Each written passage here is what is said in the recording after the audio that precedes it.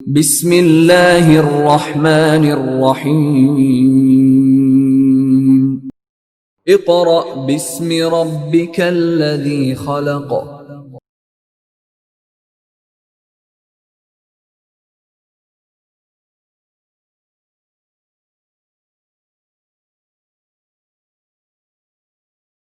Bismillahirrahmanirrahim. Dear parents and students, Assalamu alaikum. In the previous lecture, we have completed the article of mass and weight and Newton's third law of motion. Today, our topic of discussion is acceleration and tension in a string. You are familiar with the term acceleration, but the term tension is new to आपके लिए जो term tension है वो नहीं है। ठीक है, tension आपने पहले कभी फिजिक्स में ये वाली टर्म डिस्कस नहीं की, लेकिन इस चैप्टर के स्टार्ट में you have studied the definition of force. You have studied what is force, what is the unit of force. So force, what is force? A force which stops और tends to stop और moves और tends to move a body. So tension is also a kind of force. It is also a type of force. What is tension? इसको अगर हम daily life से देखें तो आपने अगर डेली लाइफ में देखा हो कि बहुत बड़ी बड़ी चीज़ों को if you have to transfer the something from one place to another, आपने एक चीज़ को दूसरी जगह पर लेकर जाना है तो उसके लिए अगर वो बहुत ज़्यादा है, उसका मैस बहुत ज़्यादा है, जैसा कि आप देखते हैं कि मुख्तलिफ ट्रेन्स वगैरह या मुख्तलिफ machineries, we use different kind of machinery to transport the objects और the load from one place to another place. ठीक है, जैसा कि आपने देखा होगा शिप्स में जो बड़े बड़े कंटेनर्स होते हैं और उन कंटेनर्स का ऑलरेडी उन कंटेनर्स का ही इतना ज़्यादा मैस होता है और फिर उनके अंदर जो चीज़ें होती हैं, मुख्तलिफ तरह की चीज़ें होती हैं, उनका अपना बहुत ज़्यादा मैस होता है, तो वो टुगेदर बहुत ज़्यादा मैस बन जाता है. तो अगर हम चाहें कि कोई 100 या 1000 बंदे उसको उठाकर एक जगह से दूसरी जगह पर पहुंचा दें तो ये चीज़ पॉसिबल नहीं है. तो उसके लिए क्या यूज़ की जाती है? उसके लिए हैवी किस्म की मशीनरी को यूज़ किया जाता है. ठीक है, लाइक क्रेन. सो अब सवाल ये पैदा होता है कि उन जो वो क्रेन्स होती हैं वो किस तरह से उस लोड को एक पॉइंट से दूसरे पॉइंट पर ट्रांसफ़र करती हैं. जिस तरह आपने देखा होगा ये मुख्तलिफ एलिवेटर्स होते हैं. ठीक है, मुख्तलिफ बिल्डिंग्स में एलिवेटर्स होते हैं. पाकिस्तान में तो खैर इतनी बड़ी बड़ी बिल्डिंग्स नहीं हैं, 3-4 जिनके 50 फ्लोर्स होंगे, लेकिन बाहर अगर आप देखें, ठीक है, गल्फ़ कंट्रीज़ में देखें, दुबई में, वहाँ बहुत बड़ी बड़ी बिल्डिंग्स होती हैं. ठीक है, और यूरोपियन कंट्रीज़ में बहुत बड़ी बड़ी बिल्डिंग्स होती हैं, उनके 100 से भी ज़्यादा फ्लोर्स होते हैं. तो वहाँ पर क्या यूज़ की जाती है? हम लिफ्ट कहते हैं उसको, लेकिन बेसिकली वो लिफ्ट नहीं है क्योंकि अब वो बोला जा चुका है तो अब वो आम हम लिफ्ट ही बोलते हैं उसको, लेकिन बेसिकली उसे कहते हैं एलिवेटर, जो कि क्या करता है? एलिवेट करता है, चीज़ों को ऊपर की तरफ लेकर जाता है. ठीक है, सो उसमें भी क्या चीज़ होता है? उसमें भी ये टेंशन का फिनोमिना अप्लाई होता है. टेंशन अगर आप वैसे जनरल डेली लाइफ में जो आप टेंशन का वर्ड यूज़ करते हैं, क्या होता है कि आप बड़ी टेंशन में लग रहे हो, टेंशन ना लो, तनाव इसको कहते हैं. ठीक है, फिज़िक्स में टेंशन क्या होती है कि जैसे मैंने आपको एलिवेटर की एग्जांपल दी कि एलिवेटर में जब वो उसकी मदद से एक फॉर एग्जांपल एक फ्लोर से दूसरे फ्लोर पे जब वो जा रही होती है तो वो जो आपके पास एलिवेटर होता है वो मुख्तलिफ केबल्स के साथ कनेक्ट होता है. ठीक है, अब मुख्तलिफ केबल्स के साथ जब वो कनेक्ट होता है तो उसने कोई ना कोई वेट ऊपर लेकर जाना है. जाहिर बात है कोई कुछ लोग होंगे, उन लोगों का वेट होगा, या हो सकता है कुछ सामान हो, सामान का भी क्या हो, बहुत ज़्यादा वेट हो. सो उसने उस वेट के अगेंस्ट एक फोर्स लगाकर, वेट कौन सी फोर्स है हमने लास्ट लेक्चर में पढ़ा, जो कि डाउनवर्ड एक्ट करती है, अर्थ के सेंटर की तरफ अट्रैक्ट करती है. सो उसने उस वेट के अगेंस्ट एक और फोर्स लगाकर उनको ऊपर की तरफ लेकर जाना होता है, एलिवेट करना होता है. So according to Newton's third law of motion, every action has an equal but opposite reaction. तो जब हम वो जो हमारे पास एलिवेटर होता है वो एक ख़ास केबल के साथ कनेक्ट होता है, और वो आम केबल नहीं होती, वो मेटेलिक केबल्स होती हैं, बहुत स्ट्रॉन्ग केबल्स होती हैं जिनकी स्ट्रेंथ बहुत ज़्यादा हो. अगर तो हम उन ज़्यादा स्ट्रेंथ वाली केबल्स को ना यूज़ करें तो हो सकता है कि हमारे पास जो एलिवेटर है वो मतलब डिस्ट्रॉय हो जाए बिल्कुल, ठीक है, और उसके अंदर जो भी लोग हैं या जो भी चीज़ें हैं वो सही तरह से ना पहुंच पाएँ। इसीलिए जो वो केबल यूज़ की जाती है उस केबल की स्ट्रेंथ बहुत ज़्यादा होती है। अब होता क्या है, जैसे ही वेट को ऊपर की तरफ पुश किया, वेट जो है वो ऊपर की तरफ जाता है, लिफ्ट किया जाता है, तो एक फोर्स जनरेट होती है, ठीक है, वेट है ना, वो एक फोर्स है। सो वेट जो फोर्स है जो कि डाउनवर्ड एक्ट करती है, उसके ऑपोजिट में, उस एक्शन फोर्स के ऑपोजिट में एक रिएक्शन फोर्स उस केबल में जनरेट होती है, जिसको हम क्या कहते हैं, टेंशन कहते हैं, जिसको हम क्या कहते हैं, टेंशन कहते हैं। अब अगर इसकी और एग्जांपल्स लें हम, तो और एग्जांपल्स में अगर आप देखें तो ये जो आपके पास पटियाला मरी में, यहाँ पर आपने देखा होगा चेयर लिफ्ट्स होती हैं, केबल कार्स होती हैं, उनमें भी आपने देखा होगा कि वो क्या होती हैं, वो जो वेट होता है अंदर, जो कार होती है, जो चेयर लिफ्ट बनी होती है, ठीक है, उसको वो किसके साथ सस्पेंड हुई होती है, वो एक स्ट्रॉन्ग केबल के साथ सस्पेंड हुई होती है। किसके साथ? एक स्ट्रॉन्ग केबल के साथ। और जो हमारा वेट होता है, क्योंकि हम बैठे हुए हैं अंदर, पैसेंजर्स बैठे हुए हैं, और उस कार का अपना भी एक वेट होता है, उस पूरे वेट को बैलेंस कौन सी फोर्स कर रही होती है? देखिए, अगर तो वेट बहुत ज़्यादा हो तो वो तो जो, और केबल की स्ट्रेंथ भी इतनी ज़्यादा ना हो, या उसके अंदर जो टेंशन फोर्स है वो इतनी ज़्यादा ना हो, और वेट बहुत ज़्यादा होते तो वो तो नीचे जाकर गिर जाएगी। ऐसे नहीं होता। इसलिए जो केबल कार, जो केबल यूज़ की जाती है, जिसके साथ सस्पेंड होती है, वो बहुत ज़्यादा अच्छी स्ट्रेंथ की केबल, मेटेलिक केबल्स यूज़ की जाती हैं, ठीक है। सो बताने का मकसद ये था कि उसमें भी क्या हो रहा था, एक फोर्स होती है वेट हमारा, जो कि डाउनवर्ड डायरेक्शन में एक्ट करता है, जो कि होती है एक्शन फोर्स। और according to Newton's third law of motion, there is always an equal but opposite reaction force. किसके अगेंस्ट होती है? वो एक्शन फोर्स के। सो वो जो वेट होता है डाउनवर्ड डायरेक्शन में एक्ट करता है, उसके ऑपोजिट उस केबल में एक फोर्स जनरेट होती है, एक तनाव जनरेट होता है, उसको हम कहते हैं टेंशन इन द केबल या टेंशन इन द स्ट्रिंग। सो इसी तरह अगर आपने देखा हो, मुख्तलिफ आप शॉप्स पर गए हो तो उसमें मुख्तलिफ डेकोरेशंस को लगाया होता है, लटकाया हुआ होता है। किसकी मदद से लटकाया होता है? हुक लगा होता है ऊपर, और स्ट्रिंग के साथ मुख्तलिफ डेकोरेशंस की होती हैं, वो इसी तरह की होती हैं, चार्ट पेपर से डिज़ाइंस बनाकर, कि उसको किसके साथ सस्पेंड किया जाता है? उसको हुक पे, और हुक को के साथ क्या लगाया जाता है? एक स्ट्रिंग लगाई जाती है। वहाँ भी क्या हो रहा होता है, वो जो डिज़ाइन बना होता है उसका एक ख़ास वेट होता है, या फॉर एग्जांपल अगर वो चार्ट पेपर से बना होता है, उसका वेट डाउनवर्ड डायरेक्शन में एक्ट करता है, और जो टेंशन, ठीक है, जो क्या होती है, टेंशन जो कि स्ट्रिंग के साथ जिसको अटैच किया है, वो उस वेट के ऑपोजिट फोर्स ऊपर की तरफ टेंशन अप्लाई होती है, ठीक है। So tension in the string क्या है कि अगर हम किसी भी चीज को स्ट्रिंग के साथ सस्पेंड कर दें तो वेट के ऑपोजिट जो इक्वल और ऑपोजिट फोर्स स्ट्रिंग में जनरेट होती है, उसको हम क्या कहते हैं? उसको हम कहते हैं tension in the string. And tension is also a force, so it is a vector quantity and it has a unit which is Newton, ठीक है। अब बुक में जो आपकी एग्जाम्पल दी है, बुक में एक एग्जाम्पल दिया है एक आयरन स्ट्रैंड, ठीक है। आप इंशाल्लाह जब आ जाएंगे स्कूल तो जो आप प्रैक्टिकल्स परफॉर्म करेंगे फिजिक्स के, उसमें आपको दिखाया जाएगा आयरन स्ट्रैंड्स। अगर हो सके तो मैं नेक्स्ट लेक्चर में यहाँ पर लाकर आपको दिखा भी दूंगा आयरन स्ट्रैंड क्या होता है। इस तरह एक स्ट्रैंड होता है, ठीक है। उस स्ट्रैंड के साथ, उस स्ट्रैंड की एक तो ये बेस होती है, ठीक है, और एक यहाँ पर एक आयरन रॉड लगी होती है, ठीक है। पूरा आयरन स्ट्रैंड है, आयरन लोहे का बना होता है, और साथ में एक सस्पेंशन सपोर्ट होती है, ठीक है। क्या होती है? सस्पेंशन, एक सपोर्ट रॉड, वो भी एक रॉड ही होती है, लेकिन वो किस लिए यूज की जाती है? वो सपोर्ट के लिए यूज की जाती है। हमने क्या किया है? हमने एक ब्लॉक लिया है जिसका कोई मैस और वेट है, उसको हमने स्ट्रिंग के साथ क्या कर दिया? टाई कर दिया इस रॉड के साथ, ठीक है। तो वो सस्पेंड हो गया, जैसा कि आप बुक में भी देख सकते हैं फिगर 3.11 में, कि इस तरह आयरन स्टैंड है और उसके जो ब्लॉक है उसको सस्पेंड कर दिया, उसके साथ बांध दिया, टाई कर दी। अब इसको पढ़ते हैं, क्या कहता है? Consider a block supported by a string. String के साथ क्या किया हुआ है? उस ब्लॉक को सपोर्ट किया हुआ है। अगर तो वैसे ही रख देंगे वो तो नीचे जाकर गिर जाएगा, तो उसको सपोर्ट दी हुई है किसकी मदद से?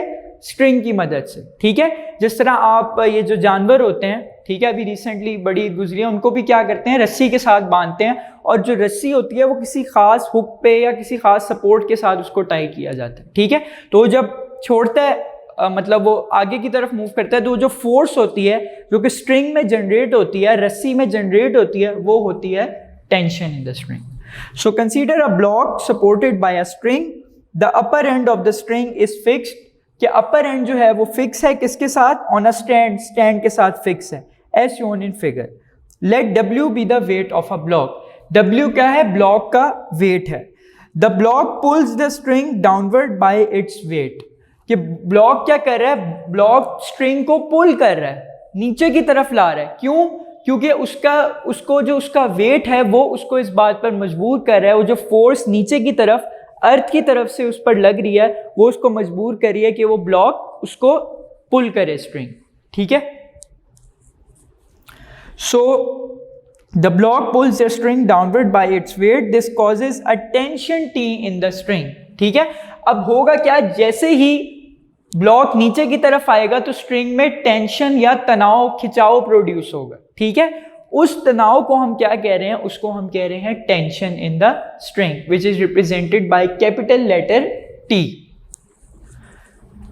The tension T in the string is acting upward at the block. अब न्यूटन थर्ड लॉ ने हमें बताया था कि जो रिएक्शन फोर्स होती है उसकी मैग्नीट्यूड तो सेम होती है, लेकिन डायरेक्शन उसकी रिएक्शन फोर्स से ऑपोजिट होती है. किस तरह? वेट की डायरेक्शन हमेशा मैंने बताया था कल के डाउनवर्ड, नीचे की तरफ एक्ट करती है, और टेंशन उसके ऑपोजिट एक्ट करेगी स्ट्रिंग में.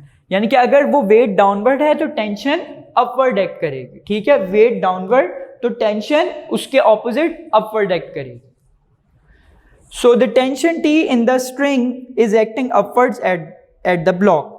As the block is at rest, therefore the weight of the block acting downwards must be balanced by the upward tension in the string.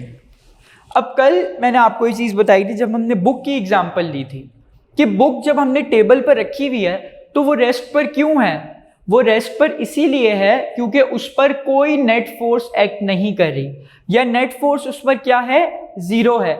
ये चीज़ आपने अब याद रख लेनी है कि जब भी कोई भी ऑब्जेक्ट रेस्ट पर है तो उस पर नेट फोर्स क्या होती है? उस पर नेट फोर्स जीरो होती है. And what is net force? Net force is the resultant or the sum of all the forces acting on the body.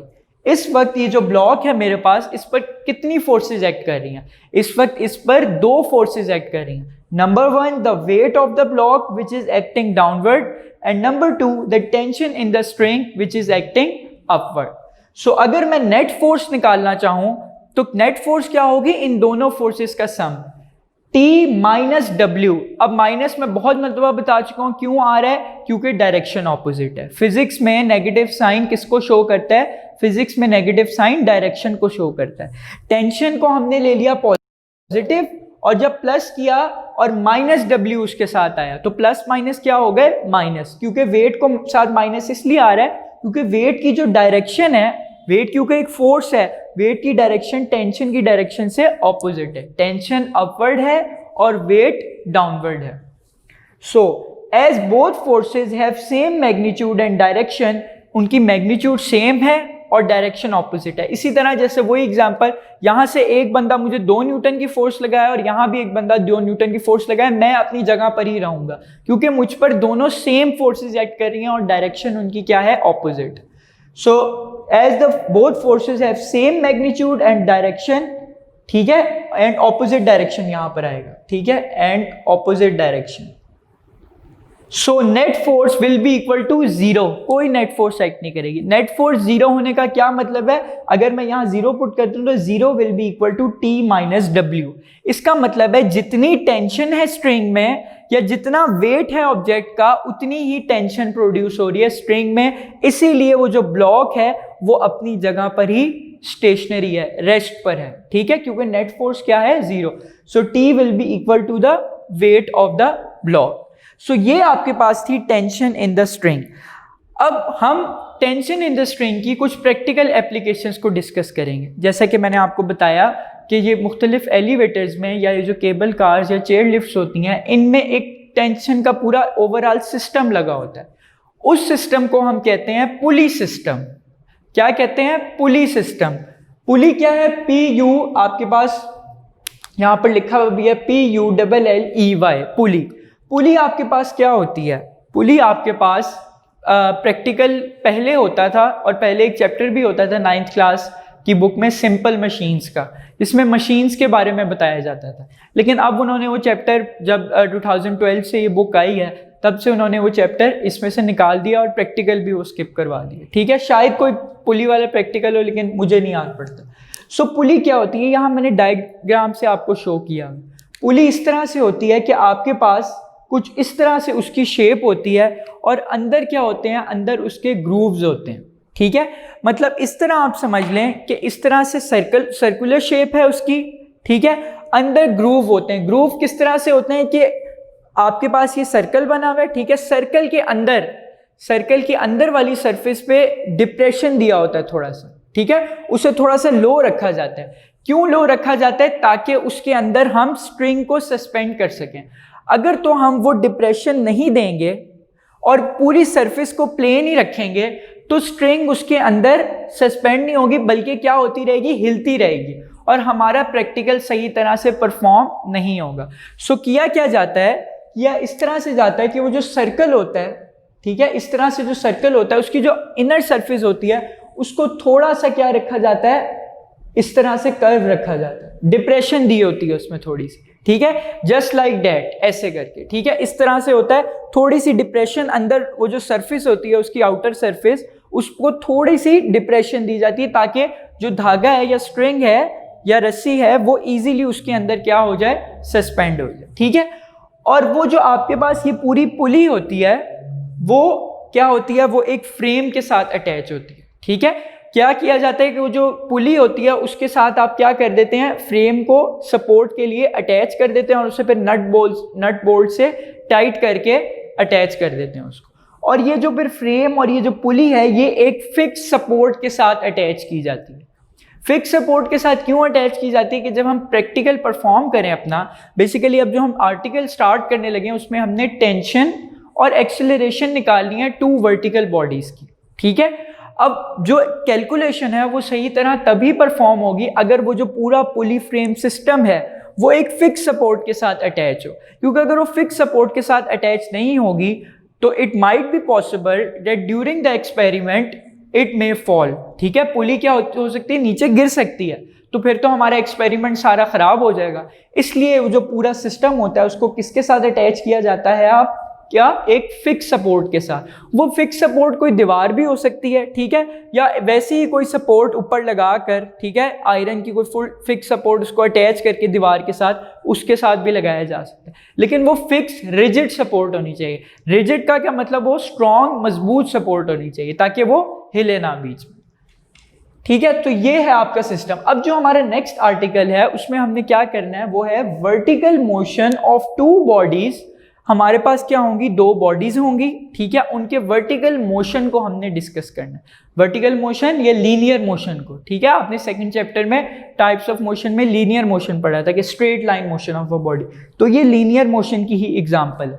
Vertical motion of two bodies attach to the ends of a string, कि वो जो bodies हैं दो, यहां पर मैंने लिए एक बॉडी ए और एक बॉडी बी।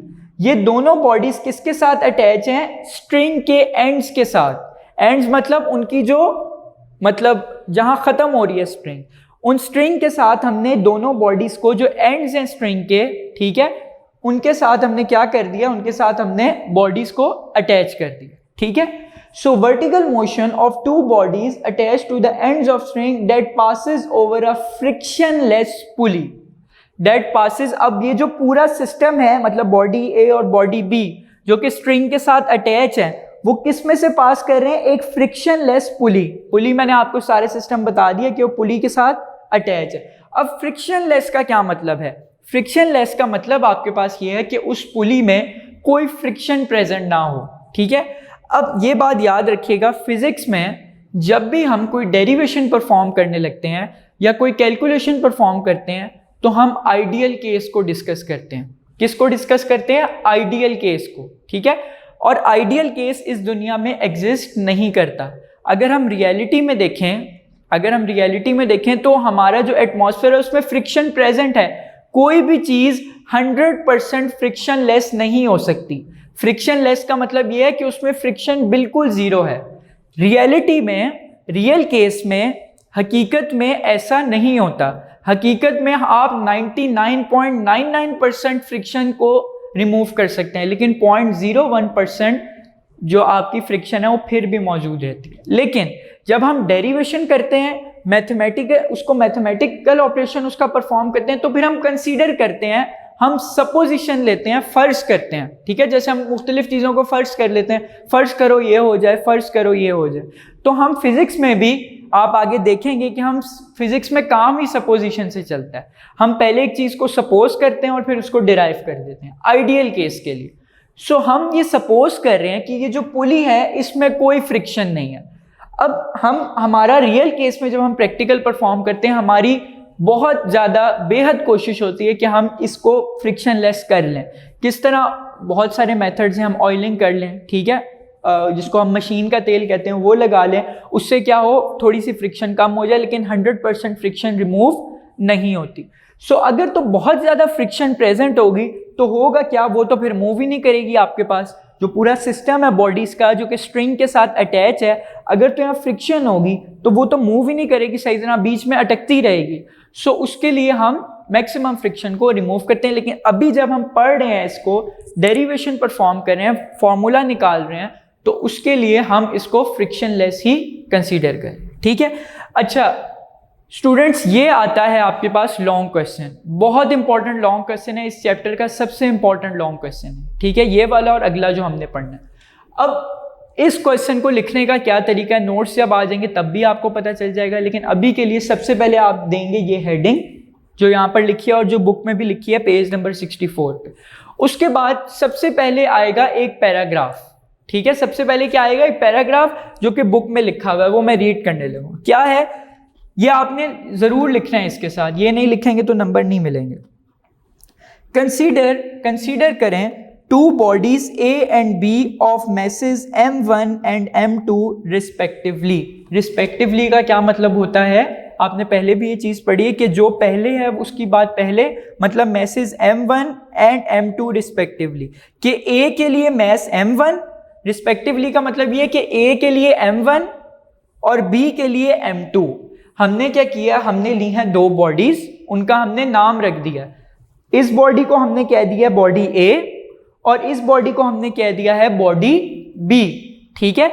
A जो बॉडी है मेरे पास, सपोज जिसको मैंने A का नाम दिया है, उसका कोई मैस होगा, यकीनन उसका कोई मैस होगा, उसके मैस को मैंने नाम दिया है m1 का, स्मॉल m1 का नाम दिया मैंने उसके मैस को, एक जो मेरे पास बॉडी है। और जो B बॉडी है उसके मैस को मैंने नाम दिया है किसका, इसको मैंने नाम दिया है m1 का, और B वाली बॉडी को मैंने नाम दिया है m2 का, ठीक है।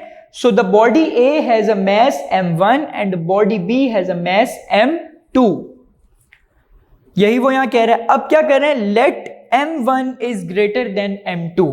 अच्छा, यहां पर अभी हम वर्टिकल बॉडीज का केस डिस्कस कर रहे हैं, जो हम नेक्स्ट डिस्कस करेंगे, यहां पर दोनों बॉडीज वर्टिकली मूव कर रही हैं। नेक्स्ट केस में एक बॉडी वर्टिकली मूव करेगी और एक बॉडी हॉरिजॉन्टली मूव करेगी, ठीक है, वो जरा डिफरेंट केस हो जाएगा, लेकिन यहां दोनों बॉडीज वर्टिकली मूव करेंगी। सो हमने ये कंसीडर किया है एक्सपेरिमेंट को परफॉर्म करने के लिए कि हमने टेंशन और एक्सेलरेशन निकालनी। And remember from the Newton second law of motion, when a force acts on a body, when a net force acts on a body it produces some acceleration in the body, ठीक है। So tension क्या है, tension एक force है, उस force की वजह से एक्सेलरेशन प्रोड्यूस होगी बॉडी में। सो हमने इन दोनों की मैथमेटिकल वैल्यूज निकालनी है, फॉर्मूलाज निकालने हैं। इसीलिए हम ये सपोजिशन एक ले रहे हैं कि जो बॉडी m1 है उसका मैस ज्यादा है, वो ज्यादा हैवी है, वो ज्यादा भारी है as compare to m2, as compare to m2। So अगर आपने देखा हो, आप वो जो तराजू होती है जिसका कल भी मैंने आपको बताया था, उसमें अगर एक जगह ज्यादा वेट हो और एक जगह कम वेट हो तो क्या होता है, आपकी जनरल ऑब्जर्वेशन अगर आप देखें, एक जगह ज्यादा वेट हो और एक जगह कम वेट हो तो क्या ऑब्जर्वेशन होती है, जहां ज्यादा वेट होता है वो साइड नीचे की तरफ चली जाती है। क्यों नीचे की तरफ जाती है? और जो कम होती है वो ऊपर की तरफ चली जाती है। क्यों नीचे की तरफ जाती है वो? ये कभी चीज आपने सोची है? वो इसलिए नीचे की तरफ जाती है क्योंकि उसका वेट ज्यादा है। वेट ज्यादा होने का मतलब ये है उस पर जो फोर्स ऑफ ग्रेविटी लग रही है, जो कि अर्थ उस पर अप्लाई कर रही है, वो ज्यादा है। जब अर्थ उससे ज्यादा फोर्स से खींचेगी अपनी तरफ तो वो ज्यादा तेजी से उसकी तरफ जाएगा, अर्थ की तरफ। इसीलिए वो जहां जिस साइड पे वेट ज्यादा हो वो नीचे की तरफ चली जाती है। क्यों नीचे की तरफ चली जाती है? क्योंकि उस पे वेट, जो वेट क्या है, फोर्स है, जो फोर्स ऑफ ग्रेविटी उस पे एक्ट कर रही है वो ज्यादा है एज कंपेयर टू जहां मैस कम है। तो हमने ये कंसीडर किया है कि जो मैस m1 है वो बड़ा है, हैवी है as compare to m2। m1 is greater than m2, ठीक है। सो जब m1 m2 से बड़ा होगा तो बॉडी A नीचे की तरफ मूव करेगी और बॉडी B ऊपर की तरफ मूव करेगी, ठीक है। So let m1 is greater than m2. The bodies are attached to the opposite ends of an inextensible string. ये भी वर्ड बड़ा इंपॉर्टेंट है। एक सपोजिशन हमने ली थी कि फ्रिक्शनलेस पुली है। सेकेंड सपोजिशन हमारी ये है, जो हम फर्स्ट कह रहे हैं कि जो वो स्ट्रिंग यूज कर रहे हैं जिनको हमने बॉडीज के साथ अटैच किया हुआ है वो इनएक्सटेंसिबल होंगी। क्या है वर्ड? इनएक्सटेंसिबल। इनएक्सटेंसिबल का क्या मतलब है? पहले बात करते हैं एक्सटेंसिबल की। एक्सटेंसिबल का मतलब ये है जिस स्ट्रिंग में लचक हो, एक्सटेंशन हो, उसमें इलास्टिसिटी हो, ठीक है। इनएक्सटेंसिबल स्ट्रिंग का मतलब वो वाली स्ट्रिंग है जिसमें कोई लचक ना हो, कोई इलास्टिसिटी ना हो। अब आपका यहाँ क्वेश्चन हो सकता है कि हम यहाँ रबड़ भी तो यूज कर सकते हैं। रबड़ नहीं यूज करना, क्योंकि रबड़ में क्या होती है, इलास्टिसिटी, उसकी जो एक्सटेंशन है वो बहुत ज्यादा होती है। सो अगर उसकी इलास्टिसिटी ज्यादा होगी तो वो बार बार एक्सपेरिमेंट के दौरान तंग करेगी, मतलब थोड़ी सी लचक उसमें प्रोड्यूस होती रहेगी और जो हमारे सिस्टम है वो खराब हो जाएगा। सो हमने ये ख्याल रखना है कि जो हम स्ट्रिंग यूज कर रहे हैं उसमें एक्सटेंशन बिल्कुल भी ना हो। जैसा कि आपने मोटरसाइकिल का जो गियर की तार होती है उसको भी आप देख सकते हैं, उसमें भी अगर आप उसे चाहें तो आप बड़ा नहीं कर सकते, छोटा नहीं कर सकते, क्योंकि वो इनएक्सटेंसिबल होती है। सो हमने भी यहाँ ऐसी स्ट्रिंग यूज करनी है जो कौन सी हो, इनएक्सटेंसिबल हो, जिसमें एक्सटेंशन ना प्रोड्यूस हो, ठीक है। सो यही वो कह रहा है, the bodies are attached to the opposite ends of an inextensible string. The string passes over a frictionless pulley as shown in figure. वो जो स्ट्रिंग है वो पुली में से पास कर रही है जो कि फ्रिक्शनलेस है। आगे क्या कह रहा है, द बॉडी ए, ये अभी पैराग्राफ आपने सारा लिखते जाना है, जो अगली हेडिंग आएगी वो मैं बताऊंगा आपको। The body A being heavier must be moving downwards with some acceleration. वही बात मैंने आपको बता दी कि जो चीज हैवियर होती है वो डाउनवर्ड की तरफ मूव करती है, और जब हैवियर है इसका मतलब उस पर कोई फोर्स एक्ट कर रही है। कौन सी फोर्स? उसका वेट। तो उस वेट के रिजल्ट में उसमें एक्सेलरेशन भी प्रोड्यूस होगी according to Newton's second law of motion.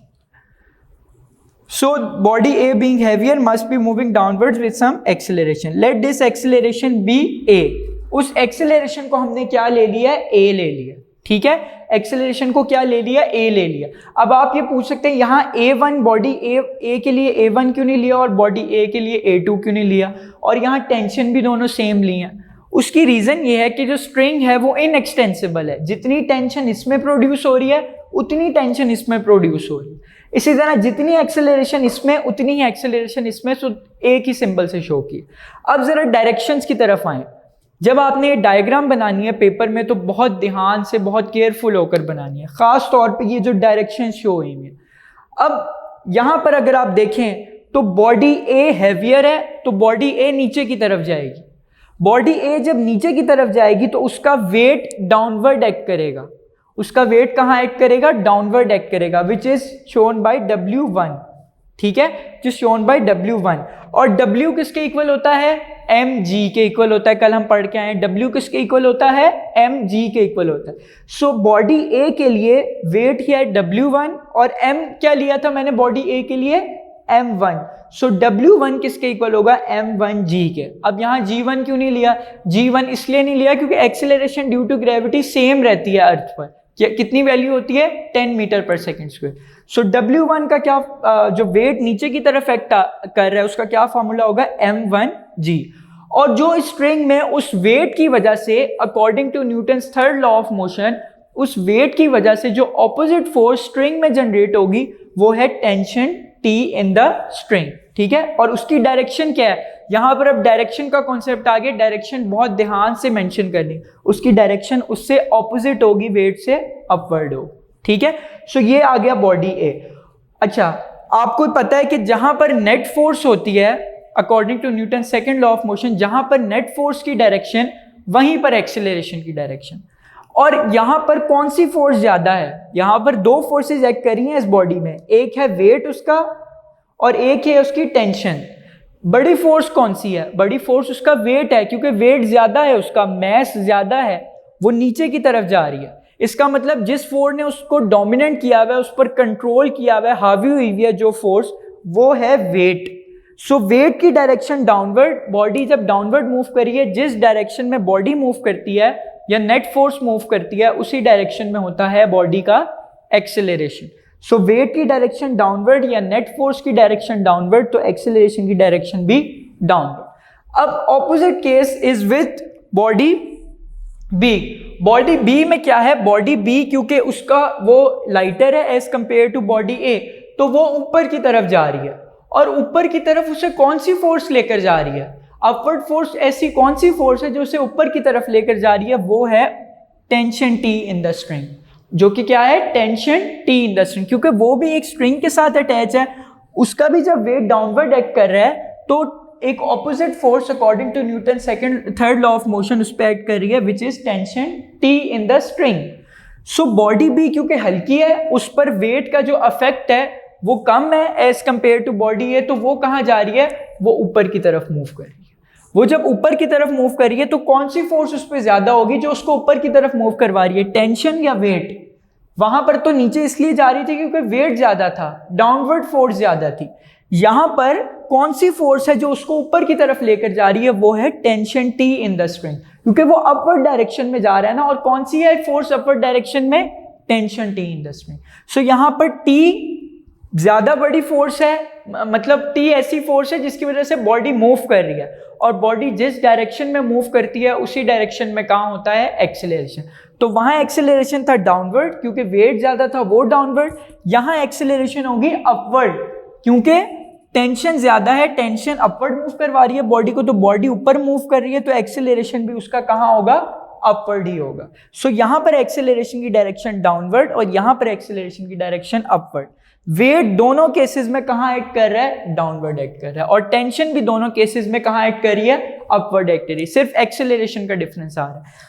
Students, ये आपने बहुत अच्छी तरह से ये देखना है, और इसको जब पेपर में लिखना है, डायग्राम ड्रॉ करनी है, तो डायरेक्शंस बड़ी अच्छी तरह मेंशन करनी है। मैंने बहुत ब्रीफली आपको डायरेक्शंस के बारे में बता दी।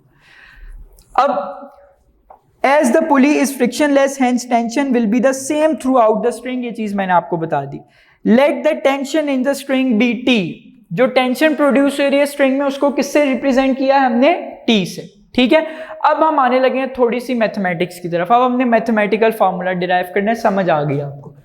अब फॉर बॉडी ए, अब हेडिंग क्या बनेगी? यहां पर जहां लिखा हुआ है नेक्स्ट में सिंस द बॉडी ए, इसके ऊपर हेडिंग बना ले फॉर बॉडी ए, जैसे कि मैंने यहां पर बनाई हुई है for body A.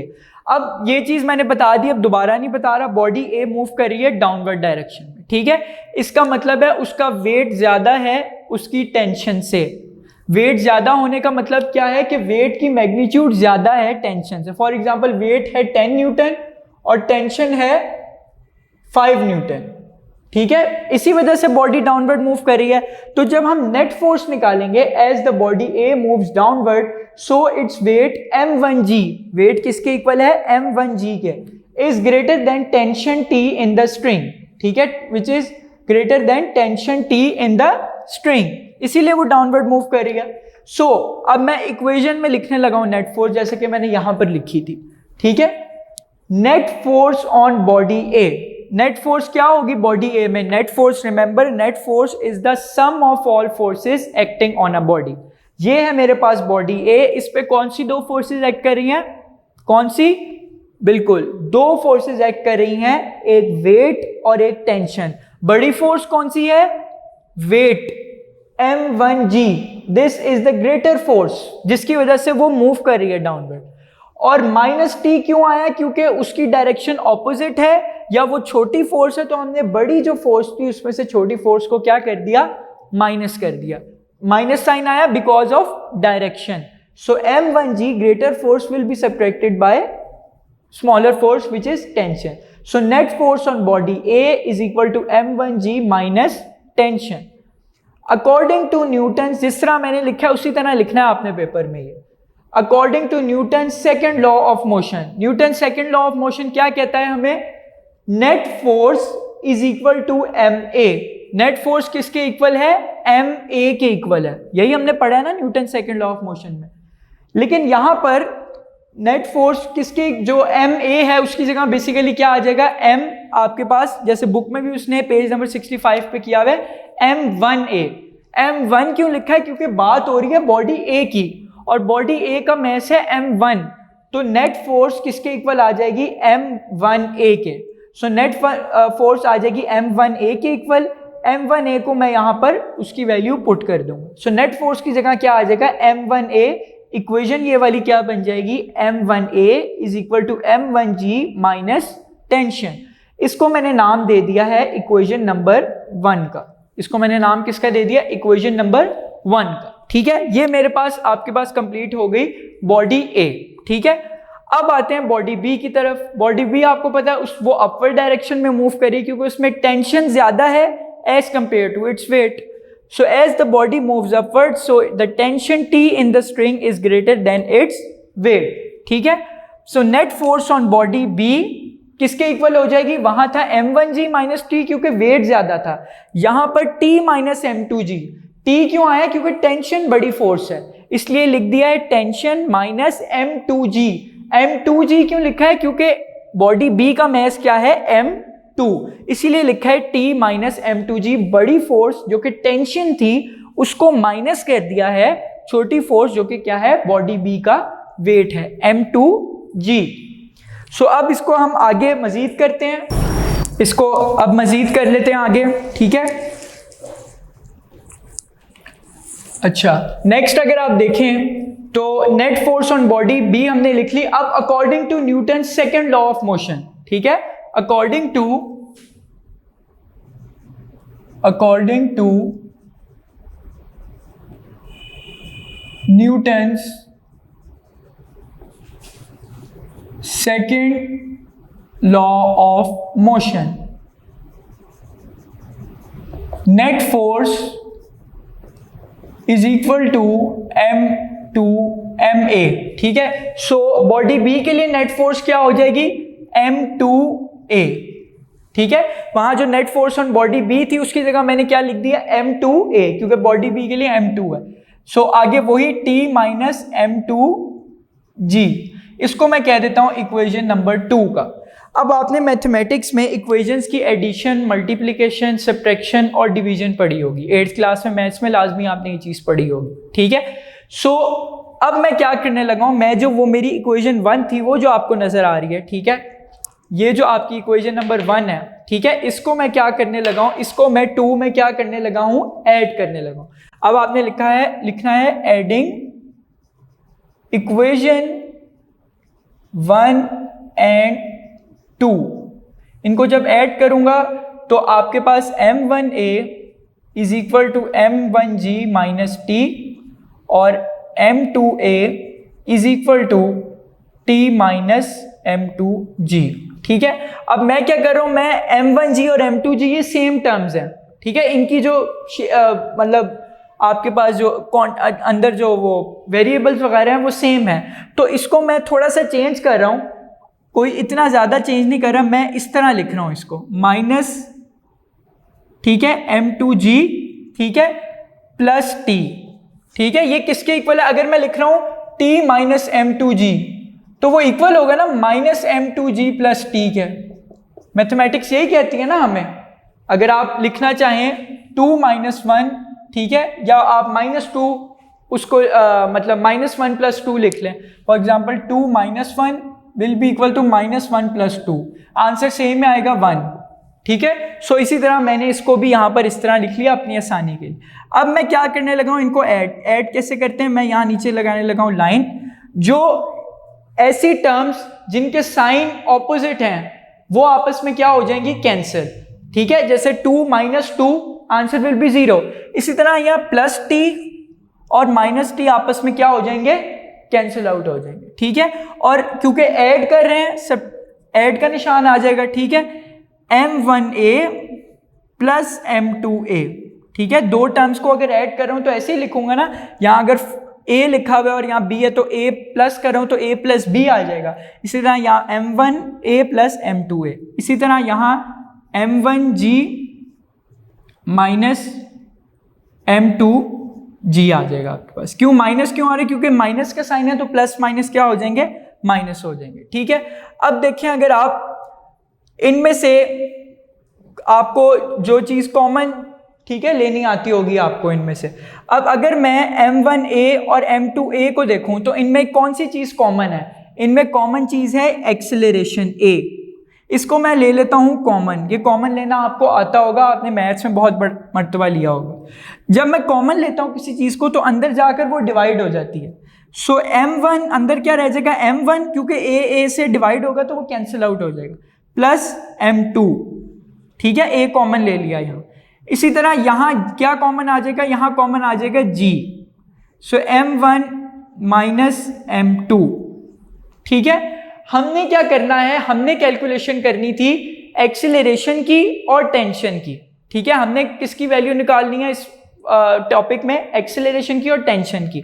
So acceleration की अगर मैं वैल्यू निकालना चाहूं तो ये जो टर्म है ये यहाँ मल्टीप्लाई हो रही है, इसको मैं ले जाऊंगा उधर। जब मैं उधर ले जाऊंगा तो वहां जाकर क्या हो जाएगी?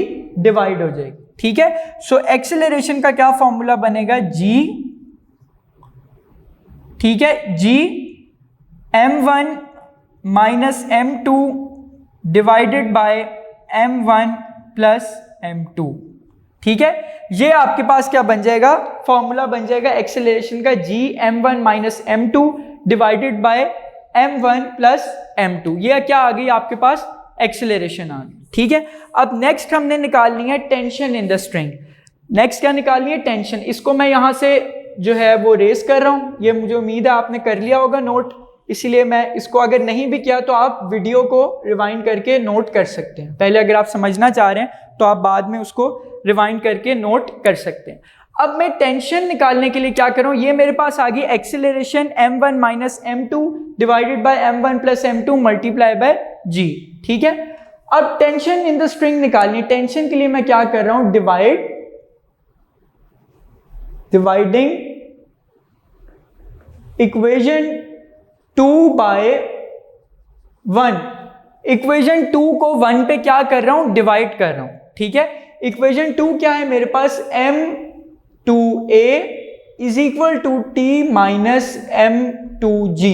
ये है इक्वेशन 2। इसको मैं डिवाइड कर रहा हूं किस पे? इक्वेशन 1 पे। और वो क्या है? m1a इज इक्वल टू, वैसे ही आ गया, m1g माइनस t। ठीक है, m1g माइनस t। अब आपने एक मैथ्स में यूज की होगी टर्म क्रॉस मल्टीप्लीकेशन। मैं अब क्या करूंगा? इनकी क्रॉस मल्टीप्लीकेशन कर दूंगा। ठीक है, इस तरह से क्रॉस मल्टीप्लीकेशन। सो वो उधर चली जाएगी, क्या बन जाएगा मेरे पास? m2a multiply by m1g minus t is equal to m1a t minus m2g आ जाएगा आपके पास। ठीक है, अब क्या करेंगे? अब हम इनको क्या कर देंगे? हम इनको मल्टीप्लाई कर देंगे। m2a इसको मल्टीप्लाई करेंगे, वो बन जाएगी। इसको मैं अगर इस तरह लिखना चाहूं, चले पहले इस तरह ही लिख लेते हैं, आप कंफ्यूजन ना हो जाए। माइनस t इसके साथ मल्टीप्लाई होगा। ठीक है, सो क्या बन जाएगा? m2a t। ठीक हो गया। उसके बाद इसी तरह ये इसके साथ multiply m1a t minus m1a m2g। ठीक हो गया। अब अगर आप देखें मैथ्स में आप क्या करते हैं? इक्वेशन को जब सॉल्व कर रहे होते हैं लेफ्ट हैंड साइड और राइट हैंड साइड, तो जो दोनों साइड पर सेम टर्म्स होती हैं आप उनको एक तरफ ले आते हैं। ठीक है, सो यहां भी मैं यही करने लगा हूं। अगर मैं देखूं तो ये टर्म मुझे सेम लग रही है m2a m1g, और दूसरी साइड पे राइट हैंड साइड पे m1a m2g ये टर्म मुझे सेम लग रही है। तो मैं इस टर्म को कहां ले जाऊंगा? उधर ले जाऊंगा। इसी तरह यहां पर ये टर्म मुझे सेम लग रही है और ये टर्म सेम लग रही है। ठीक है, सो मैं इसको कहां ले जाऊंगा? इधर ले जाऊंगा। मैं माइनस साइन से बचने के लिए माइनस की जो टर्म्स हैं उन्हें दूसरी साइड पर ले जा रहा हूं। ठीक है, ये आपने मैथ्स में किया होगा। सो अपनी आसानी के लिए मैं m1 m2 को साथ लिख रहा हूं। m1 क्योंकि मल्टीप्लीकेशन है सेम ही रहेगा, m1 m2 ag, ठीक है, प्लस आपके पास क्या आ जाएगा, m1, इसको उधर ले जाएंगे तो m1 m2 ag, ठीक है। और यहां ये आ जाएगा, सो m1 at plus m2 at।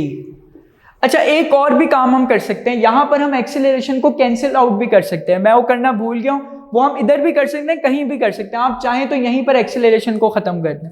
अभी भी हम कर सकते हैं। किस तरह? हम इन दोनों टर्म्स में क्या आपके पास चीज कॉमन आ रही है, a कॉमन आ रहा है, ठीक है। सो a को निकाल लेते हैं बाहर कॉमन, जैसे वहां निकाला था। अंदर क्या बच जाएगा, m1 m2g plus m1 m2g, ठीक है। a को कॉमन निकालिए। इसी तरह यहां से भी a को कॉमन, सो अंदर बच जाएगा m1t प्लस m2t, ठीक है। सो एक्सेलरेशन यहां मल्टीप्लाई हो रही है, वहां जाकर जब डिवाइड होगी तो एक दूसरे से क्या हो जाएगी, कैंसिल आउट हो जाएगी। अच्छा, ये वाली टर्म और ये वाली टर्म अगर आप देखें तो ये सेम है, just like x plus x, answer will be 2x। इसी तरह m1 m2g plus m1 m2g, answer will be 2m1 m2g, just like x plus x, answer will be 2x। इसी तरह ये आपके पास क्या आ रहा है, m1t प्लस m2t, ठीक हो गया। और एक्सेलरेशन के साथ कैंसिल आउट होगी। अब इस टर्म में अगर आप देखें, दोनों टर्म्स में क्या चीज कॉमन है, टेंशन t, और टेंशन t ही हमने निकालनी है। पहले हमने एक्सेलरेशन निकाली थी, अब हम टेंशन निकालेंगे। सो 2m1 m2g, यहां से टेंशन आ गई कॉमन, अंदर रह गया m1 प्लस m2, यही रह गया। अब टेंशन की वैल्यू निकालनी है, ये वहां जाकर क्या हो जाएगा, डिवाइड हो जाएगा।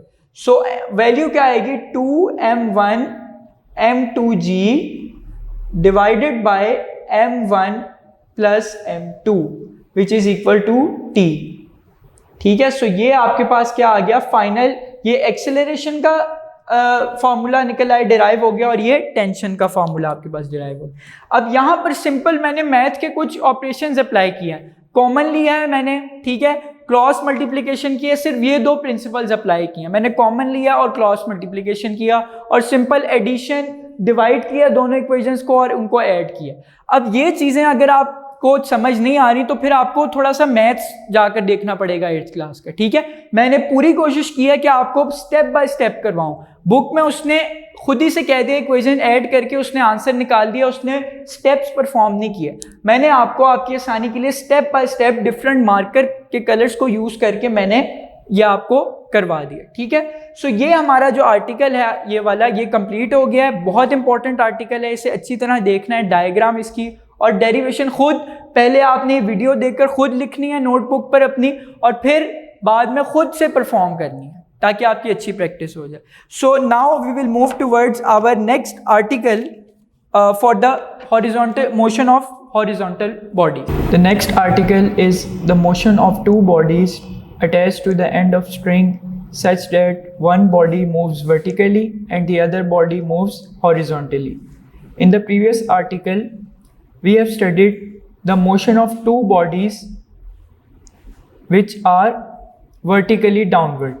But in this case, we are going to study the motion of two bodies such that one body is moving vertically and the other body moves horizontally along a horizontal surface. The horizontal surface may be a table or any other surface in which a body moves horizontally. So the overall system is same. In the previous system we have a pulley, and what is a pulley? I have described you in the previous article that what is pulley. So in this we have two bodies and one body A. In the previous article we have two bodies, one body is represented by capital letter A and the other represented by capital letter B. In this case same are the notations for the body. The body A is moving vertically downward, but the body B, in the previous article the body B also moves vertically downward, but in this article, in this case, the body B moves horizontally along a table. This is a table, this is a pulley, and this is a string through which both the bodies are attached to the pulley. So हमारे पास body ए है, हमने इस तरह की arrangement की हुई है कि जो बॉडी बी है उसको हमने पुली के साथ अटैच कर कर उसको टेबल पर प्लेस कर दिया। अब जैसे ही इनमें मोशन प्रोड्यूस होगा तो बॉडी बी भी आगे की तरफ मूव करेगी, हॉरिजॉन्टली मूव करेगी, और बॉडी ए उसके साथ नीचे वर्टिकली मूव करेगी। ठीक है, सो अब हम इस सिस्टम में आकर देखेंगे जिस तरह हमने लास्ट सिस्टम में दो बॉडीज जब वर्टिकली डाउनवर्ड मूव कर रही थी, उनमें जब हमने ये चीज़ देखी थी कि किस तरह उनकी टेंशन और एक्सेलरेशन को कैलकुलेट किया जाता है। ठीक है, बेसिकली उनमें दो फोर्सेस एक्ट कर रही थी, एक थी उनकी टेंशन और एक थी उनका वेट। दोनों बॉडीज के केस में नेट फोर्स, डिफरेंट फोर्स ने डोमिनेट किया हुआ था नेट फोर्स को। बॉडी ए के केस में वेट था, क्योंकि वो बॉडी ए जो थी आपके पास वो हैवी थी, वो डाउनवर्ड मूव कर रही थी, और बॉडी बी लाइटर थी, वो अपवर्ड मूव कर रही थी, उसे टेंशन ने कंट्रोल किया हुआ था। ठीक है, सो दोनों केसेस में एक्सेलरेशन की डायरेक्शन ऑपोजिट थी, बिकॉज एक्सेलरेशन की जो डायरेक्शन होती है वो नेट फोर्स की डायरेक्शन पर डिपेंड करती है according to Newton's second law of motion. So अब हम क्या करेंगे, अब हम इस बॉडी की जो ओवरऑल सिस्टम है उसको सबसे पहले डिस्कस करेंगे। जैसे कि पिछले जो केस था उसमें सबसे पहले हमने एक पैराग्राफ लिखा था जिसमें हमने बताया था कि हमारे पास कितनी बॉडीज़ हैं, उन बॉडीज़ को हमने किन नोटेशन से रिप्रेजेंट किया है, उनकी एक्सेलरेशन और टेंशन की डायरेक्शन क्या है। Same is the case with this article, इसमें भी हम उसी तरह पहले वो कंसीडर वाला जो फर्स्ट पैराग्राफ होता है उसमें पहले पूरी, जिसको आप कहते हैं कहानी, बताएंगे कि है क्या इस सिस्टम में हमारे पास। सो वही, ये भी बहुत इंपॉर्टेंट लॉन्ग क्वेश्चन आता है, पिछला आर्टिकल और ये आर्टिकल दोनों बहुत इंपॉर्टेंट लॉन्ग क्वेश्चन है। ये काफ़ी दफ़ा आया हुआ है, ये फर्स्ट वाले से ज़्यादा दफ़ा आया हुआ है बोर्ड के पेपर में, तो इसको आपने अच्छी तरह देखना है। सो आर्टिकल का नाम क्या है, मोशन ऑफ टू बॉडीज़, दो बॉडीज़ के मोशन को स्टडी करेंगे, attach to the ends of a string, जो कि स्ट्रिंग के एंड्स के साथ क्या है, अटैच है। That passes over a frictionless pulley. Frictionless क्यों है पुली, मैंने आपको बता दिया था पिछले आर्टिकल में कि फ्रिक्शनलेस हम क्यों रखते हैं पुली को। सिर्फ हम फ्रिक्शनलेस उसको डिस्कस करते हैं जब हम उसका डेरिवेशन परफॉर्म करते हैं। In the ideal case, real case में, हकीकत में हमारे पास कोई भी पुली 100% फ्रिक्शनलेस नहीं हो सकती। ठीक है, उसमें कोई ना कोई फ्रिक्शन प्रेजेंट होगी, लेकिन हमारी ये कोशिश होती है that we have to remove 99.99% और the maximum friction from the body. ठीक है, वो हम ऑयलिंग कर सकते हैं, कोई और भी मेथड्स अप्लाई कर सकते हैं। ठीक है, सो दो बॉडीज जो कि स्ट्रिंग के एंड्स के साथ अटैच हैं, that passes over a frictionless pulley, जो कि पुली के साथ अटैच और पास कर रहे हैं, such that one body moves vertically, कि एक बॉडी वर्टिकली मूव कर रही है, and the other moves on a smooth horizontal surface. अब वो स्मूथ होनी भी ज़रूरी है, ये नहीं हो सकता कि वो जो सरफेस है टेबल की वो रफ हो। अगर तो वो रफ होगी तो वो तो अटक जाएगी बीच में और इसके मोशन को हम सही तरह से डिस्कस नहीं कर पाएंगे। So it is essential, it is important that the surface on which a body moves horizontally must be smooth. ठीक है, हमवार होनी चाहिए उसकी सतह जो। सो स्टार्ट करते हैं, यहाँ से आपका क्वेश्चन स्टार्ट हो रहा है कंसीडर से। Consider two bodies A and B of masses m1 and m2 respectively attached to the ends of an inextensible string। जिस तरह वहाँ हमने पिछले आर्टिकल में देखा था दो बॉडीज थी, उन्हें हमने नाम दे दिया बॉडी A का और बॉडी B का, और उनके मैसेज क्या है, बॉडी A का मैस क्या है आपके पास m1 जैसे कि पिछले आर्टिकल में किया था, और बॉडी B का मैस आपके पास क्या है m2। ठीक है, वो किसके साथ अटैच है, एक इनएक्सटेंसिबल स्ट्रिंग के साथ। इनएक्सटेंसिबल स्ट्रिंग क्या थी, जिसमें एक्सटेंशन प्रोड्यूस ना हो, और मैंने आपको ये चीज़ बताई थी, I have told you that the string should be inextensible, उसमें ज़रा सी भी एक्सटेंशन नहीं होनी चाहिए, वरना हमारा जो प्रैक्टिकल है या हमारा जो एक्सपेरिमेंट है वो सही तरह से परफॉर्म नहीं हो सकता। ठीक है, पहली लाइन तो वही होगी जो हमने पिछले उसमें डिस्कस की थी, let the body A moves downwards with an acceleration a, कि बॉडी ए जो है क्योंकि वो हैवी है तो वो नीचे की तरफ मूव करेगी, डाउनवर्ड मूव करेगी। इसका मतलब क्या है, वो हैवी है, उसके वेट ने उसको डोमिनेट किया हुआ है, वो वेट ज़्यादा होने की वजह से नीचे मूव कर रही है। ठीक है, सो वेट उसका ज़्यादा है एज कंपेयर टू टेंशन, जैसा कि हमने पिछले आर्टिकल में देखा था कि वेट जब ज़्यादा होता है तो बॉडी डाउनवर्ड मूव करती है क्योंकि उस पर फोर्स ऑफ ग्रेविटी ज़्यादा अच्छी तरह उसको पर एक्ट करती है। सो W1 जो उसका बॉडी का होगा वो इक्वल होगा m1g के, और क्योंकि नेट फोर्स की डायरेक्शन डाउनवर्ड है तो according to Newton second law of motion, जहां पर नेट फोर्स की डायरेक्शन वहीं पर एक्सेलरेशन की direction, acceleration will be downward. ठीक है, आगे देखते हैं। Since the string is inextensible therefore the body B also moves over the horizontal surface with the same acceleration A।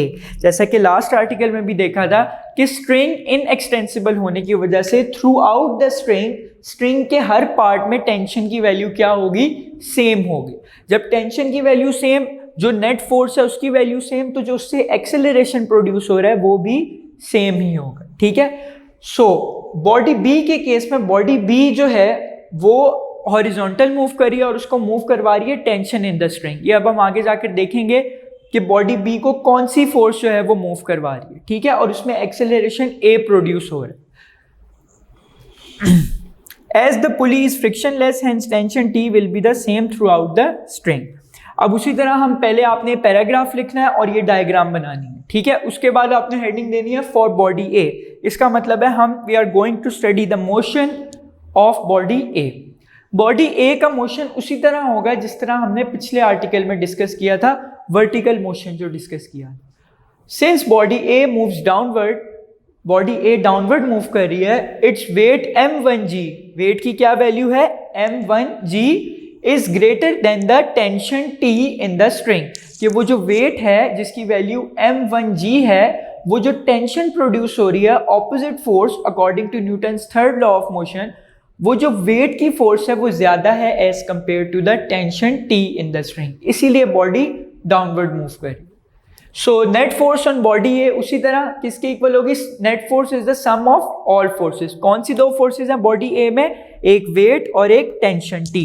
ठीक है, ये आपके पास टेंशन टी। सो इनको हम क्या करेंगे, इनको एड अप कर लेंगे। m1g बड़ी फोर्स है, उसको छोटी फोर्स में से माइनस क्यों आ रहा है, क्योंकि डायरेक्शन टेंशन की वेट से ऑपोजिट है। So m1g minus T according to Newton second law of motion, जैसे प्रीवियस आर्टिकल में देखा था, क्या कहता है, net force is equal to ma।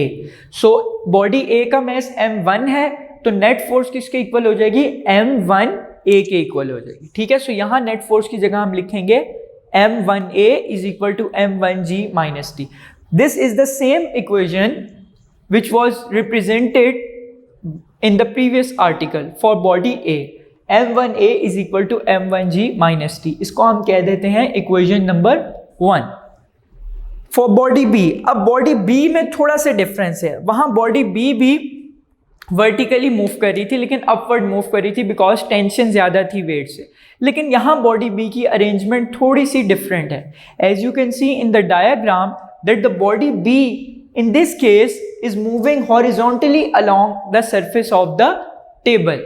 ठीक है, अब वो कौन सी फोर्स है, which is the force which is responsible for the motion of body B। आपने ये पढ़ा है कि जब भी बॉडी में कोई मोशन प्रोड्यूस होती है तो उस पर कोई नेट फोर्स लगती है। जब बॉडी रेस्ट पर होती है तब उस पर नेट फोर्स क्या होती है, जीरो होती है। ये तमाम फोर्सेस का सम क्या होता है, जीरो होता है। ठीक है, अब अगर यहां पर देखा जाए तो बॉडी बी पर तीन फोर्सेस एक्ट कर रही हैं, बॉडी बी पर तीन फोर्सेस एक्ट कर रही हैं। नंबर 1 फोर्स कौन सी है, वेट m2g। एक फोर्स तो वो है जो बॉडी बी का क्योंकि कुछ वेट है जो कहां एक्ट कर रहा है, डाउनवर्ड एक्ट कर रहा है।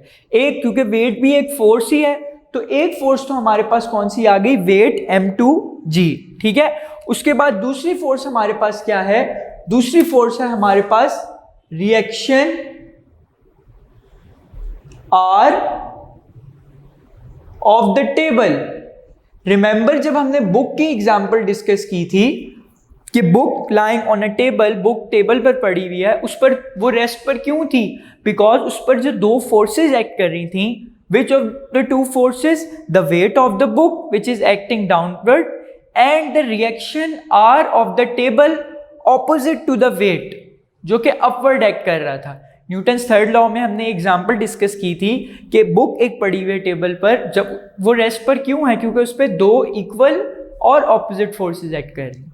तो दो इक्वल ऑपोजिट फोर्सेस का मतलब ये है कि एक तो उसका वेट है जो कि डाउनवर्ड डायरेक्शन में एक्ट कर रहा है, और उसके ऑपोजिट फोर्स, उसके रिएक्शन में एक फोर्स टेबल बुक पर लगा रही है, जो कि क्या कौन सी है? अपवर्ड है, जिसे हम रिएक्शन फोर्स कहते हैं।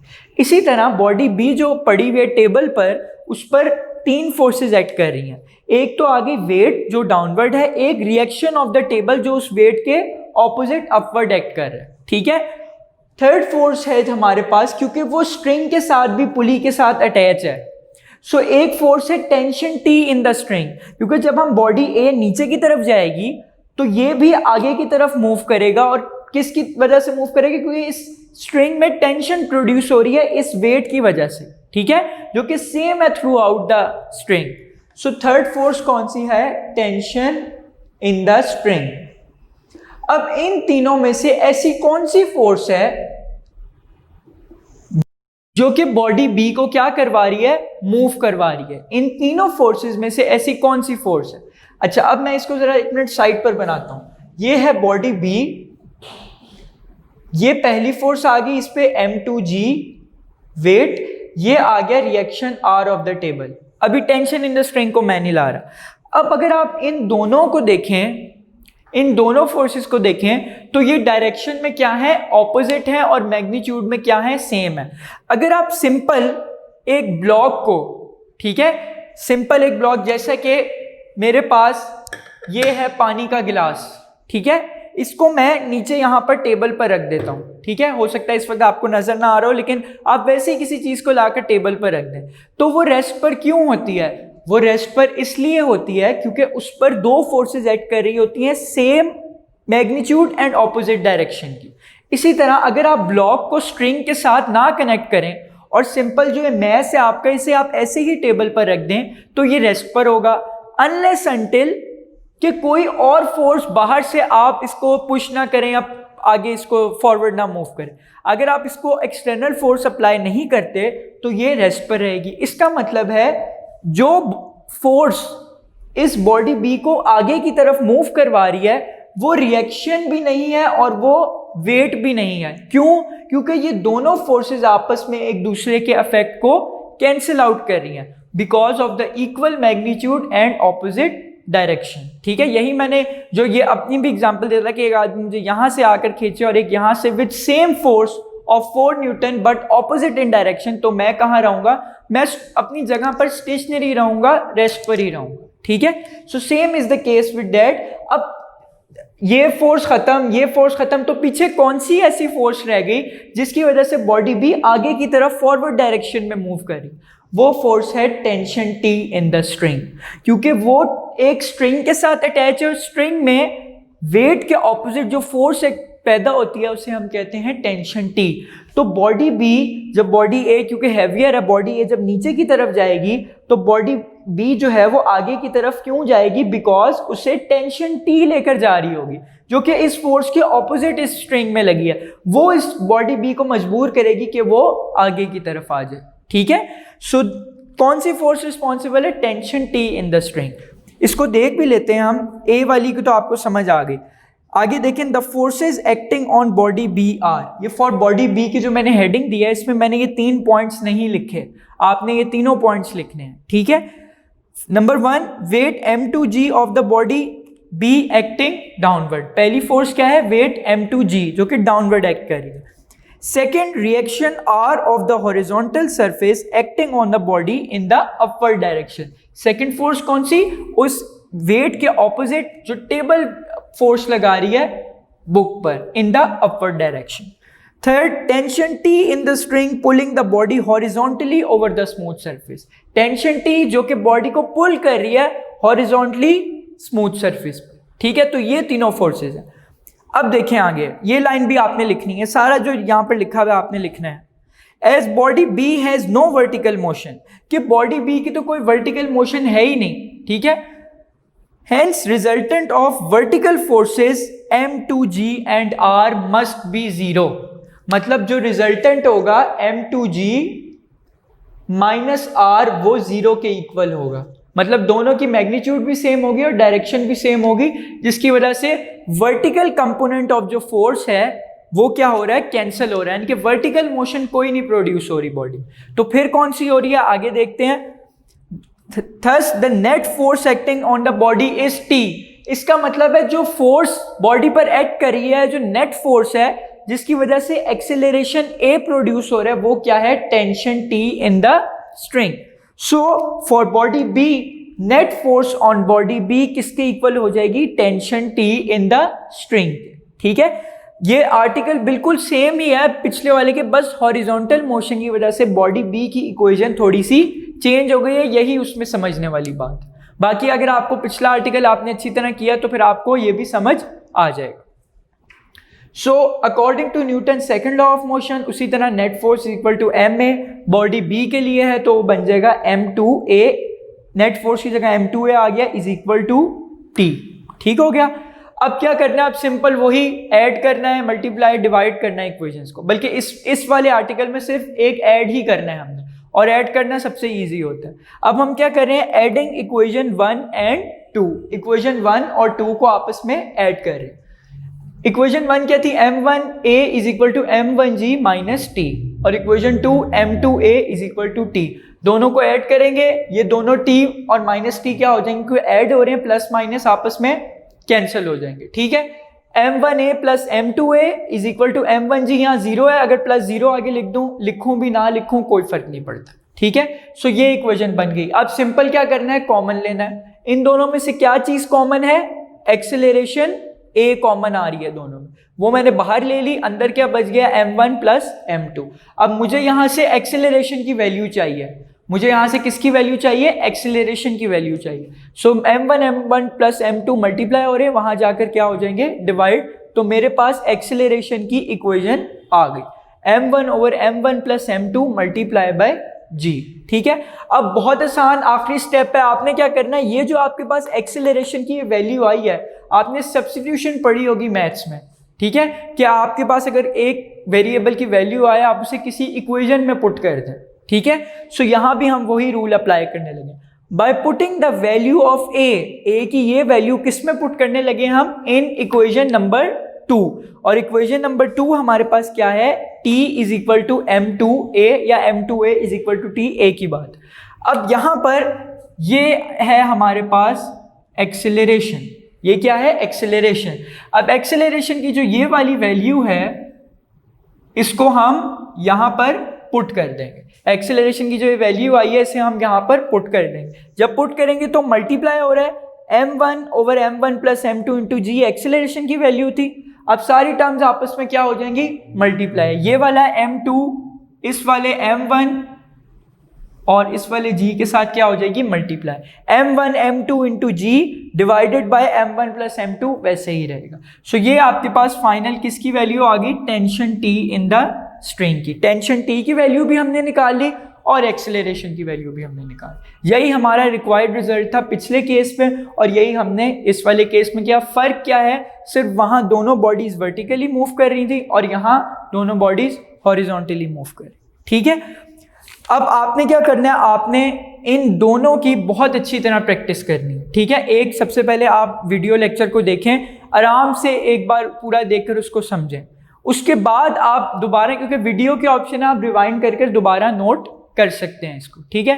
दोबारा नोट करें अपनी नोटबुक पे, फिर बंद कर दें, उसको अच्छी तरह पढ़ें, समझें और उसकी 1-2 दफ़ा प्रैक्टिस करें, क्योंकि ये बहुत इंपॉर्टेंट लॉन्ग क्वेश्चन है, इसको अच्छी तरह से आपने प्रिपेयर करना है। दूसरा काम आपका क्या है, मैं एग्जाम्पल्स हैं, एग्जाम्पल 3.4 और एग्जाम्पल 3.5, मैं एग्जाम्पल 3.4 आपको बता देता हूँ, 3.5 आपने खुद करनी है। 65 पेज अगर आप निकालें, एग्जाम्पल 3.4 स्टेटमेंट पढ़ें, क्या कहता है, दो मैसेज हैं आपके पास, क्या वैल्यू है 5.2 किलोग्राम, पहला है 5.2 किलोग्राम और दूसरा है 4.8 kilogram. are attached to the ends of an inextensible string which passes over a frictionless pulley। ठीक है कि वो स्ट्रिंग इनएक्सटेंसिबल स्ट्रिंग के साथ अटैच है जो कि एक फ्रिक्शनलेस पुली में से पास करे। आपने क्या फाइंड करना है? Find the acceleration in the system and tension in the string when both the masses are moving vertically. ये लास्ट लाइन बड़े ध्यान से पढ़नी है कि दोनों मैसेज वर्टिकली मूव कर रहे हैं। अब आपको ये जो दो केस पढ़े हैं इसमें आपने एक्सेलरेशन और टेंशन के फार्मूले पढ़े हैं, डिराइव किए हैं। अब आपको ये पता होना चाहिए कि आपने अगर तो आपको कहा जाए दोनों बॉडीज वर्टिकली मूव कर रही हैं तो आपने वर्टिकल बॉडीज के केस में जो टेंशन और एक्सेलरेशन के फार्मूलाज को डिराइव किया आपने वो वाले यूज करने। आपने अब वो फार्मूले आपको याद होने चाहिए, इसीलिए मैं आपको कह रहा हूँ आपने 2-3 बार प्रैक्टिस करनी है ताकि फार्मूला आपको याद हो जाए। सो आपने ये स्टेटमेंट पढ़ते हुए, इसलिए मैं कहता हूँ read the problem statement carefully. हो सकता है बच्चे यहाँ वर्टिकली को ना पढ़ें और हॉरिजॉन्टल के फार्मूले लगा लें, करते हैं बच्चे इस तरह की गलती। लेकिन आपने पढ़ना है कि ये वर्टिकली मूव कर रही हैं दोनों बॉडीज, ठीक है। अब मैं वर्टिकल वाले केस के फार्मूलाज लगाऊंगा यहाँ, ठीक है। सो गिवन में क्या है, m1 और m2, हमसे वो एक्सेलरेशन और टेंशन मांग रहे हैं। अगर आप 65 पेज पर इक्वेशन 3.8 देखें तो उसमें एक्सेलरेशन जो कि हमने डिराइव की थी वर्क फॉर डे 7 में, ठीक है, वो एक्सेलरेशन का फॉर्मूला था। सिंपल वो फॉर्मूला यहाँ पर अप्लाई हो जाएगा। m1 minus m2 over m1 plus m2 multiply by g की वैल्यू आपको पता है 10 होती है। सिंपल वैल्यूज पुट करेंगे और एक्सेलरेशन का आपके पास आंसर आ जाएगा। उसके बाद अगर आप इक्वेशन 3.965 पेज पे देखें वो आपको किसकी वैल्यू दे रही है? टेंशन की वैल्यू दे रही है, ठीक है। 2m1 m2 divided by m1 plus m2 into G. आप वैल्यूज को पुट करेंगे, आपके पास टेंशन भी आ गई है, 50 न्यूटन्स लिखा है क्योंकि टेंशन इज अ फोर्स, ठीक है। एक ऑपोजिट फोर्स जो कि स्ट्रिंग पर अप्लाई होती है वो है फोर्स ही, इसलिए उसका यूनिट भी क्या होगा? न्यूटन होगा, ठीक है। एग्जाम्पल 3.5 में इसी तरह पेज नंबर 67 पर आपके पास दो मैसेज दिए गए हैं, ठीक है। लेकिन यहां पर इसको अगर पढ़ें, 2 masses 4 kilogram and 6 kilogram are attached to the ends of an inextensible string which passes over a frictionless pulley. पहले तो वही हो गया कि वो स्ट्रिंग के साथ अटैच है और पुली के साथ अटैच है। आगे क्या कहता है? सच दैट, किस तरह? Mass 6 kilogram is moving over a frictionless horizontal surface. कि 6 किलोग्राम वाला जो पहला मैस है वो हॉरिजॉन्टल सरफेस पे मूव कर रहा है and the mass of 4 kilogram is moving vertically downward. अब यहां पर चेंज आ गया थोड़ा सा। पिछली एग्जांपल में 3.4 में दोनों वर्टिकली मूव कर रहे थे, लेकिन यहां स्टेटमेंट में उसने बता दिया कि 6 किलोग्राम वाला हॉरिजॉन्टली मूव कर रहा है और 4 किलोग्राम वाला वर्टिकली। इसलिए अब आप हॉरिजॉन्टल केस वाले टेंशन और एक्सेलरेशन के फार्मूलाज यूज करें, ठीक है।